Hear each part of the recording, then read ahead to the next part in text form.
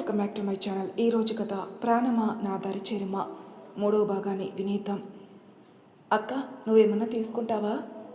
వద్దే, ఇప్పటికే చాలా కొనేసావు. ఏమాత్రం ఈ బట్టలు కవర్లు అమ్మ చూసిందంటే గొడవ చేస్తుంది. చేస్తే నేను ఊరుకుంటానా? అవన్నీ నువ్వే కొన్నావని చెప్తాను. శివాని నవ్వుకుని, పద ఇంకా ఇంటికెళ్దాం. అక్క, మర్చిపోయాను. నువ్వు ట్రయల్ రూమ్కి వెళ్ళినప్పుడు నీకు ఫోన్ వచ్చింది. సైలెంట్లో ఉంది కదా, చూడలేదు. ఏదో న్యూ నెంబర్, ఒకసారి ఫోన్ చేయి అంటూ శివాని ఫోన్ తీసుకుని ఆ నెంబర్కి కాల్ చేసింది. హలో, ఎవరు? మీరు శివానినా? అవునండి, నేను ఎస్జే కంపెనీ నుంచి ఫోన్ చేస్తున్నాను. అమ్మ, మొన్న ఇంటర్వ్యూకి వచ్చావు కదా? సార్, చెప్పండి. రేపటి నుంచి నువ్వు ఆఫీస్కి రామ్మా. అంటే నాకు అవును, ఆ రోజు 20 మంది వచ్చారు కదా, ఇద్దరిని సెలెక్ట్ చేశాం. రేపు ఎర్లీగా ఆఫీస్కి వచ్చేయమ్మా. థ్యాంక్ యూ సార్ అంటూ కాల్ కట్ చేసి రమ్య వైపు సంతోషంగా చూసింది శివాని. ఏంటక్క, జాబ్ వచ్చిందా? చెప్పాను కదా నీకు ఖచ్చితంగా జాబ్ వస్తుందని. శివాని ఎప్పట్లానే నవ్వింది. కాసేపటికి ఇద్దరు ఇంటికొచ్చారు. అయ్యాయా మీ తిరుగుళ్ళు? సంతోషాన్ని పాడు చేయాలంటే నీ తర్వాతే అమ్మా. ఏంటి ఇప్పుడు నీ గోల? ఏంటా, మీరు ఎన్ని గంటలకు బయటికి వెళ్ళారు? ఇప్పుడే వచ్చేది. చేతిలో ఆ కవర్లేంటి? ఇవా అక్క, నాకు బట్టలు కొంది. నీకేమో 2 పట్టు చీరలు తీసింది. కావాలంటే చూడు, ఈ చీరలు ఎంత బాగున్నాయో. అలానే ఇదిగో నీకు వేడి వేడి బిర్యానీ. నేను అక్క బయట తినేసి వచ్చాం అంటూ కవర్స్ అన్ని సూర్యకాంత చేతిలో పెట్టి, ఇప్పుడే స్నానం చేసి వస్తానక్క, నువ్వు కూడా స్నానం చెయ్యి అంటూ శివాని తన రూమ్కి వెళ్ళింది. రమ్య టవల్ తీసుకుని వాష్రూమ్కి వెళ్ళగానే సూర్యకాంతం కవర్స్ అన్ని పక్కన పెట్టి శివాని గదికొచ్చింది. ఏంటే, అవన్నీ నువ్వు నా కోసం కొన్నావా? శివాని ఏం మాట్లాడదు. ఎందుకంటే తన దగ్గర అంత డబ్బు కూడా లేదు. అవన్నీ నేనే కొన్నానని శివాని చెప్పిన సూర్యకాంతం నమ్మదని తనకు తెలుసు. కానీ అబద్ధం చెప్పడం ఏమాత్రం శివానికి ఇష్టం లేదు. తను దాచుకున్న డబ్బులతో మాత్రమే, కనీసం తనకు కూడా కొనుక్కోకుండా సూర్యకాంతానికే 2 పట్టు చీరలు తీసుకుంది. చెప్పవే, నువ్వు కొన్నావా అంటూ గట్టిగా అరిచింది సూర్యకాంతం. లేదు పిన్ని, కోపంగా శివాని చెంపపై కొట్టి, నాకు తెలిసే అవన్నీ నువ్వు కొనలేదని. అదంటే చిన్నపిల్ల, అది కొన్నేదో అనుకో. సిగ్గు ఎక్కువ లేకుండా తీసేసుకుని నేనే కొన్నాను అంటూ బిల్డప్ ఎందుకు ఇస్తున్నావు? అది కాదు పిన్ని, ఒకసారి నేను చెప్పేది అంటూ శివాని ఏదో మాట్లాడేలోపు సూర్యకాంత కోపంగా ముందుకొచ్చి, నీ వాగుడు నా దగ్గర కాదు. వీలైనంత తొందరగా ఈ ఇల్లు వదిలి వెళ్ళిపో, నీకు పుణ్యం ఉంటుంది అంటూ శివానికి 4 చివాట్లు పెట్టి తన గదికెళ్ళింది. సూర్యకాంతం ఆమె తిట్లు కొట్టిన దెబ్బ తనకి పెద్దగా బాధ అనిపించలేదు. మౌనంగా బెడ్ మీద కూర్చుని కళ్ళు మూసుకుంది. ఒకప్పుడు నీ మాటలకి, నీ దెబ్బలకి చాలా ఏడుపు వచ్చేది పిన్ని. కానీ ఇప్పుడు ఎందుకో ఏడుపు రావడం లేదు. బహుశా నా మనసు బండరాయిగా మారిపోయిందేమో అనుకుంది. స్నానం చేసి వచ్చిన రమ్య రూమ్కి వచ్చి శివాని కోసం చూసింది. కానీ ఎక్కడా శివాని కనిపించలేదు. అమ్మా ఏంటే, అక్క ఏది కనిపించడం లేదు? ఏమో, అది ఎక్కడ చచ్చిందో నాకేం తెలుసు. రాత్రి అయితే చాలు ఈ మధ్యన మేడెక్కి కూర్చుంటుంది. అక్కడ కానీ తగలడిందేమో చూడు.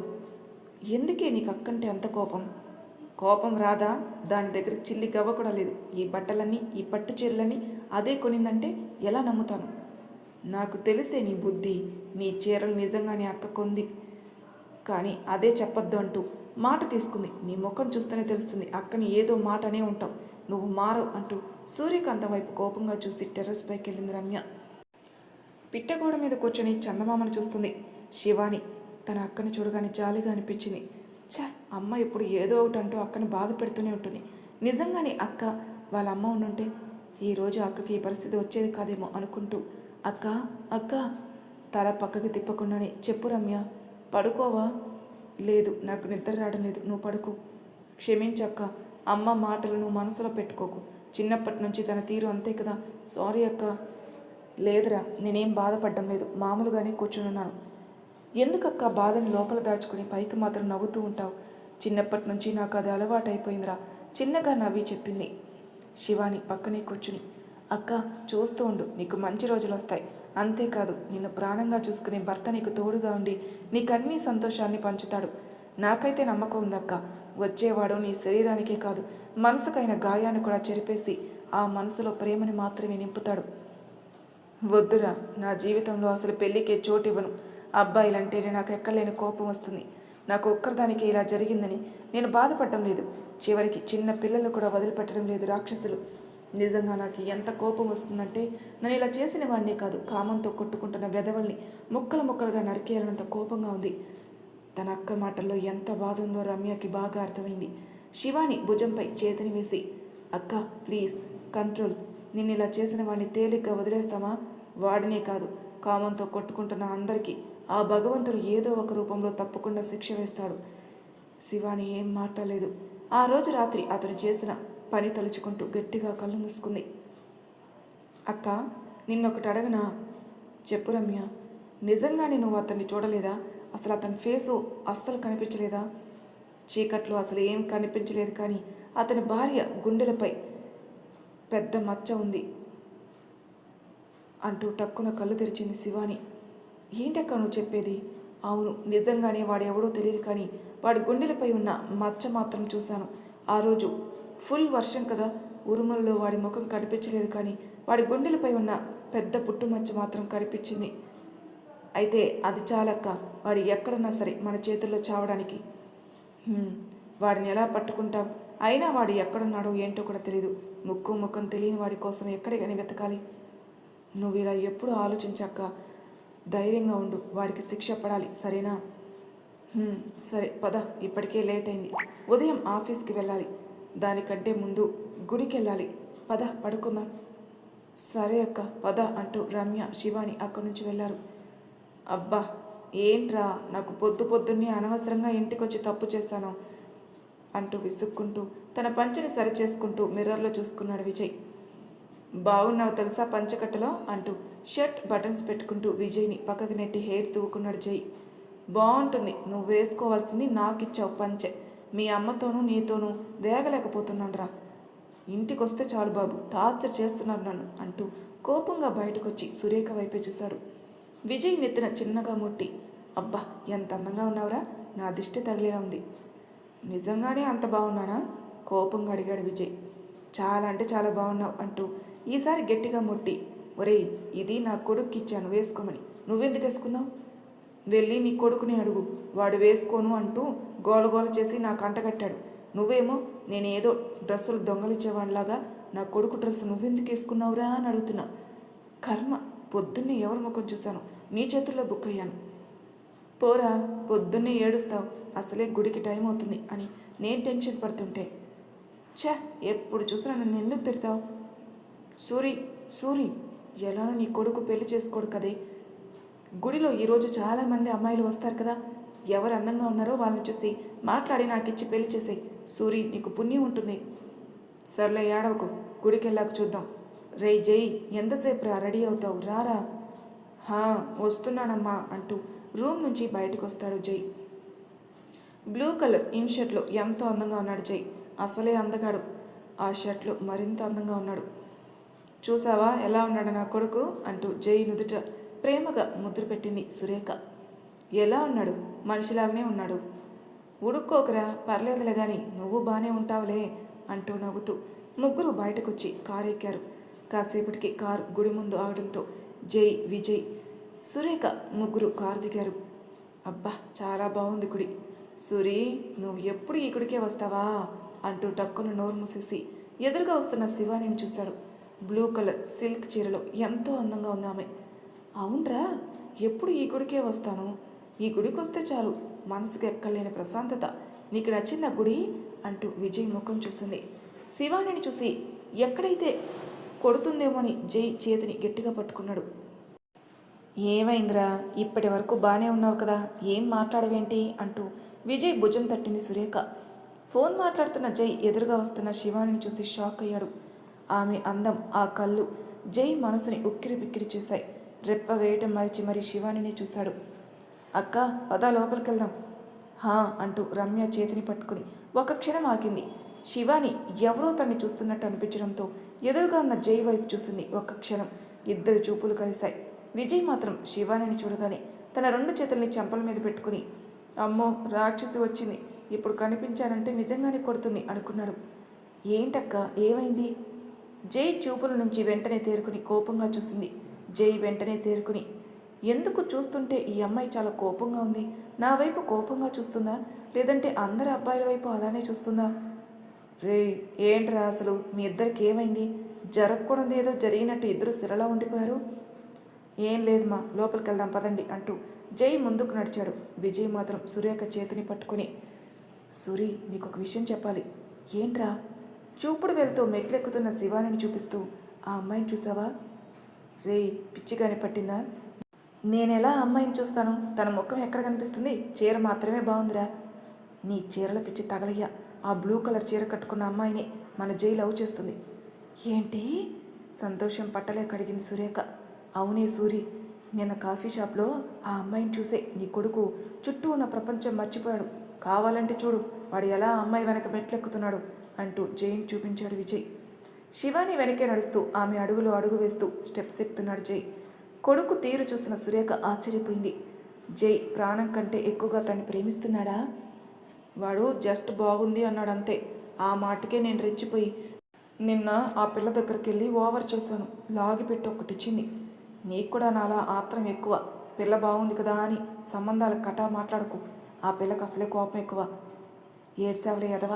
ముందు కోడల్ని చూసుకొని ఎలా ఉందో చూడాలి కదా.